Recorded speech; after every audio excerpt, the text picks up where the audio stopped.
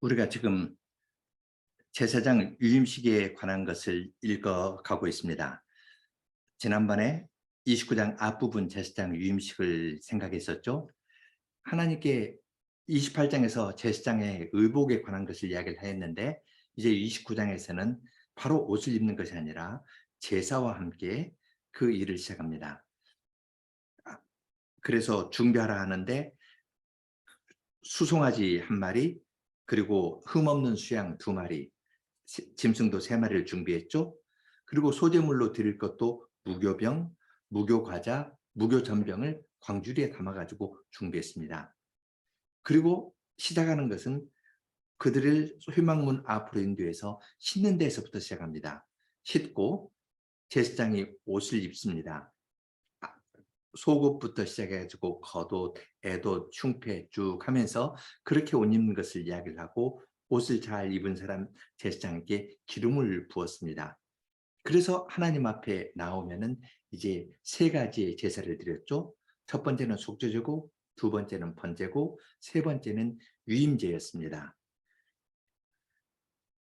그것이 28절까지 나오는데, 여기에 조금 문맥에 다소 어긋나게 나오는 것이 29절 30절이었습니다.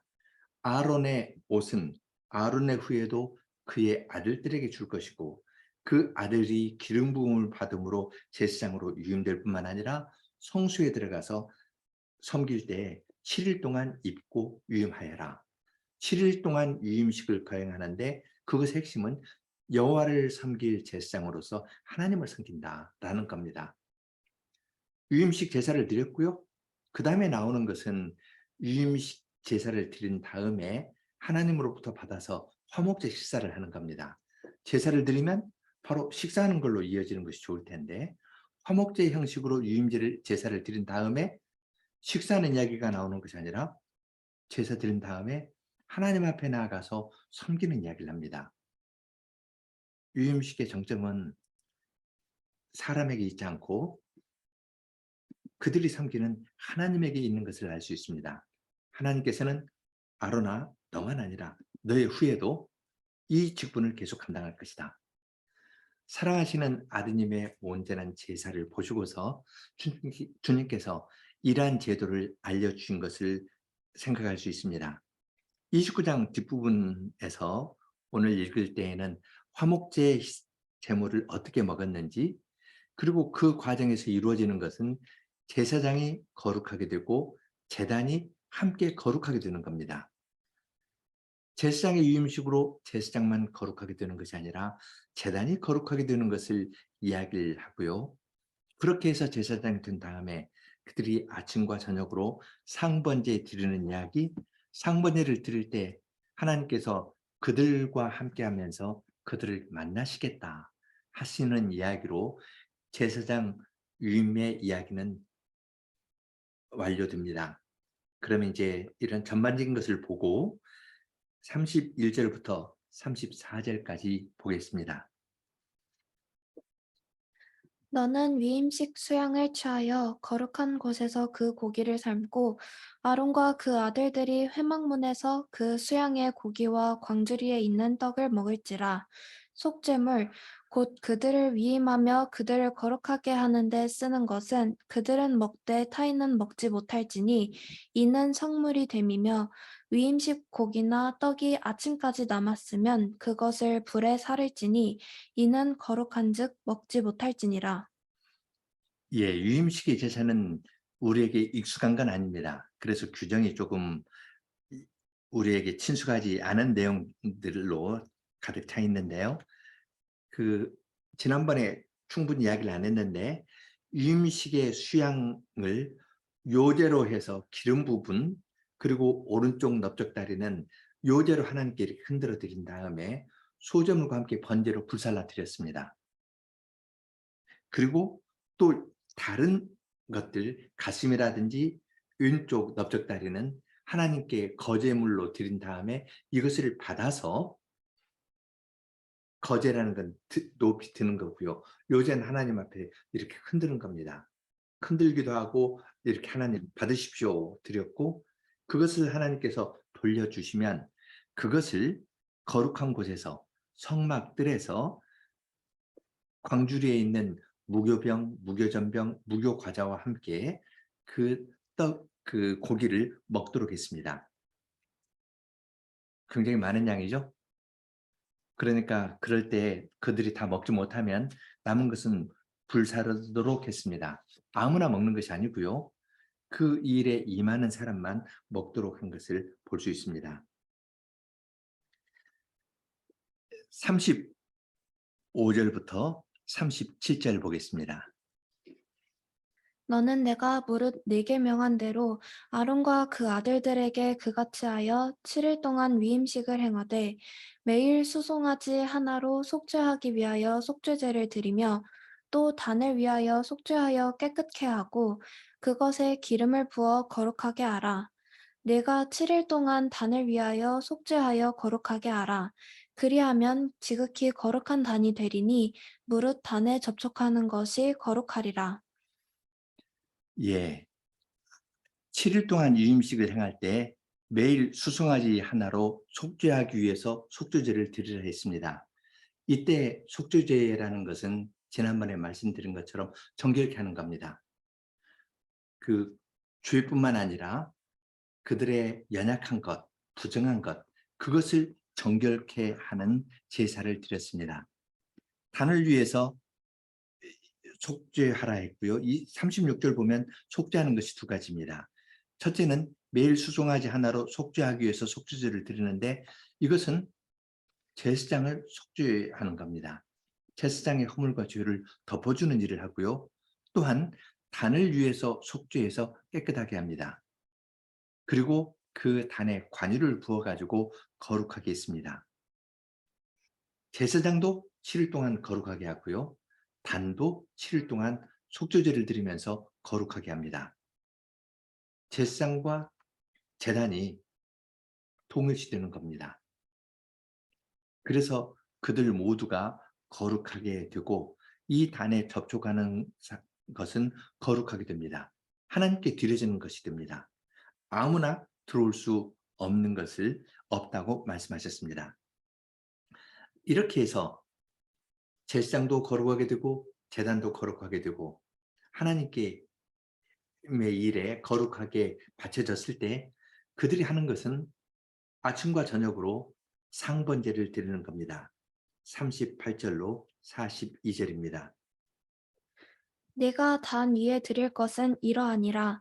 매일 1년 된 어린 양 2마리니 한 어린 양은 아침에 드리고 한 어린 양은 저녁 때에 드릴지며 한 어린 양에 고운 밀가루 에바 10분 1과 찌은 기름 흰에 4분 1을 더하고 또 전제로 포도주 흰에 4분 1을 더할지며 한 어린 양은 저녁 때에 드리되 아침과 일반으로 소제와 전제를 그것과 함께 드려 향기로운 냄새가 되게 하여 여호와께 화제를 삼을지니 이는 너희가 대대로 여호와 앞 회막문에서 늘 드릴 번제라. 내가 거기서 너희와 만나고 네게 말하리라. 예, 제사장이 행하는 중요한 일은 아침과 저녁으로 하나님께 번제를 드리는데요. 번제는 1년 된 어린 양입니다. 아침에 한 마리, 저녁에 한 마리 드렸습니다. 어린 양을 드릴 때 거기에 소제를 드린다 했는데요. 소제는 음식 제사입니다. 고운 밀가루 에바 10분의 1입니다. 에바는 22리터거든요. 에바 10분의 1이면 약 2.2리터입니다. 어느 정도 분량인지 알 수 있겠죠? 2.2리터 밀가루로 과자를 만들거나 빵을 만들어 가지고 하여튼 그 가루도 함께 하나님께 그냥 그걸로 만드는 건 아니고요. 그 가루하고 밀가루 포도주를 함께 드렸습니다. 기름 흰의 4분의 1, 포도주 4분의 1을 더한다 했는데요. 이 흰의 4분의 1이면 0.9리터입니다. 그러니까 밀가루는 2.2리터고요. 거기에 기름이 0.9리터입니다. 반절 조금 덜 되죠. 그러니까 기름이 아주 넉넉한 겁니다. 기름이 조금 들어가면은 반죽이 잘 안 되죠.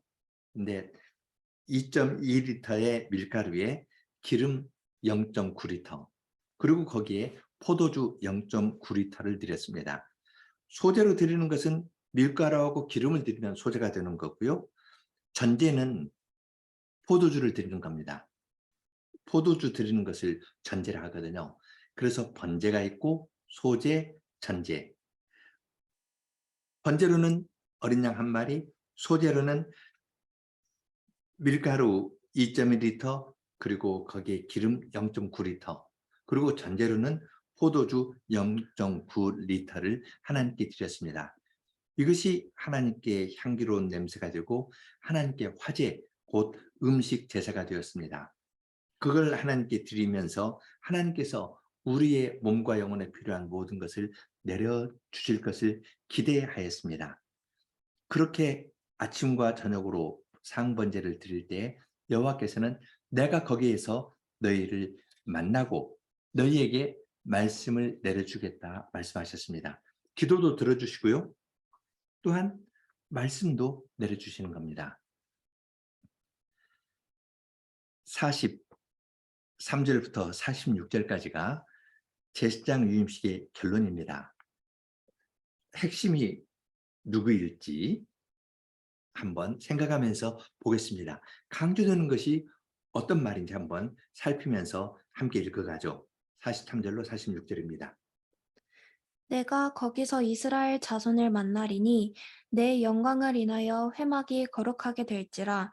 내가 그 회막과 단을 거룩하게 하며 아론과 그 아들들도 거룩하게 하여 내게 제사장 직분을 행하게 하며 내가 이스라엘 자손 중에 거하여 그들의 하나님이 되리니 그들은 내가 그들의 하나님 여호와로서 그들 중에 거하려고 그들을 애굽 땅에서 인도하여 낸 줄을 알리라. 나는 그들의 하나님 여호와니라. 하나님께서 아침과 저녁으로 상번제를 드리면요, 거기에서 이스라엘 자손을 만나 주시겠다 약속하셨습니다. 하나님께서 나타나면 하나님의 영광이 나타나는데요, 그 영광으로 말미암아 회막이 거룩하게 된다고 하셨습니다. 질문할 수가 있죠? 우리가 7일 동안 수송아지 한 마리씩 드리면서 하나님께 드렸으니까 그래서 제사장도 거룩하게 되고 제단도 거룩하게 된 거 아닙니까? 그렇게 물어볼 수 있을 텐데요. 지금 여기에서 강조하는 건 내가입니다. 내가 만나고 내 영광을 인하여 회막이 거룩하게 되고 내가 회막과 단을 거룩하게 하고 내가 아론과 그 아들들도 거룩하게 할 것이다. 내가 이스라엘 자손 중에 거하여 그들의 하나님이 될 것이다. 그렇게 말씀하십니다. 내가 그들의 하나님 여호와로서 그들 중에 거하려고 내가 그들을 애굽 땅에서 인도해냈다. 그렇게 말씀하십니다. 그들이 제사장 유임식을 거행했다 하여서 저절로 제사장이 거룩하게 되거나 제단이 거룩하게 되는 것이 아니었습니다. 내가 제사장도 거룩하게 하고 회막도 단도 거룩하게 하겠다 말씀하십니다. 하나님께서 거룩하게 하시려고 규례를 주셨습니다. 규례를 행한다 해서 저절로 되는 것이 아니라 그들이 유임식의 규례를 지켜 행하면 하나님께서 그것을 받으셔서 내가 회막도 제단도 제사장도 거룩하게 될 것이라고 말씀하셨습니다. 그러면서 덧붙여 말씀하십니다. 내가 45절 이스라엘 자손 중에 거하여 그들의 하나님이 되리니 그들은 내가 그들의 하나님 여호와로서 그들 중에 거하려고 그들을 애굽 땅에서 인도하여 낸 줄을 알리라. 나는 그들의 하나님 여호와니라. 그렇게 말씀하십니다. 하나님께서 제사장들에게 혹은 모세에게 나는 너희의 하나님이다. 제사장들아, 나는 너희의 하나님이다. 그러니까 너희는 백성들 잘 가르쳐라. 그렇게 말씀하시지 않습니다. 내가 이스라엘 백성 가운데 거하려고 그들을 애굽 땅에서 인도해 내셨다 합니다. 나는 이스라엘 백성 하나님이라고 말씀하십니다. 제사장의 하나님이 아닙니다. 이스라엘 백성 중에 거하여서 그들을 거룩하게 하려고 주님께서 제사장을 그 목적을 위해서 특별히 부르신 겁니다. 아주 여백 있는 표현이죠. 두 가지로 조금 더 생각해 보겠습니다. 첫째는 임직식이 이 제사장을 세우는 임직 유임식이 화목제로 끝난다는 사실입니다. 화목제 모든 제사는 화목제로 끝나거든요. 그래서 하나님께 드리는 제사는 기쁨이 있습니다. 예배 후에 우리에게 신령한 기쁨이 있지 않습니까? 그러한 기쁨으로 끝나는데요. 임직식의 화목제는 제한됩니다. 남으면요, 그거 불태워 없앴습니다.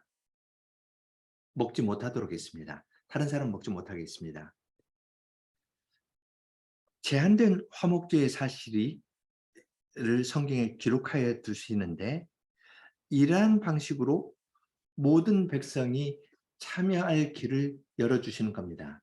한편으로는 막는 것 같은데 다른 편으로는 열어주는 겁니다. 백성들은 참여하지 못하는 임직식의 화목제에 참여하는 제사장은 무엇을 생각하겠습니까? 다시 출애굽기 24장으로 가서 이스라엘 백성들이 저 아래에 있고요. 70 장로들은 하나님 앞에서 먹고 마셨습니다. 그들은 하나님을 보면서 먹고 마셨습니다. 저 아래에 있는 백성들도 모두 어린 양의 혼인잔치에 하나님께서 베풀어 주시는 잔치에 참여할 것을 기대하면서 소망하면서 하나님 앞에서 먹고 마신 겁니다. 유임식의 화목제에 참여한 제사장은 나는 특권층이야. 그렇게 생각하는 것이 아니라 하나님께서 그들 중에 거하면서 그들이 하나님이 되려고 나를 제사장으로 부르셨다.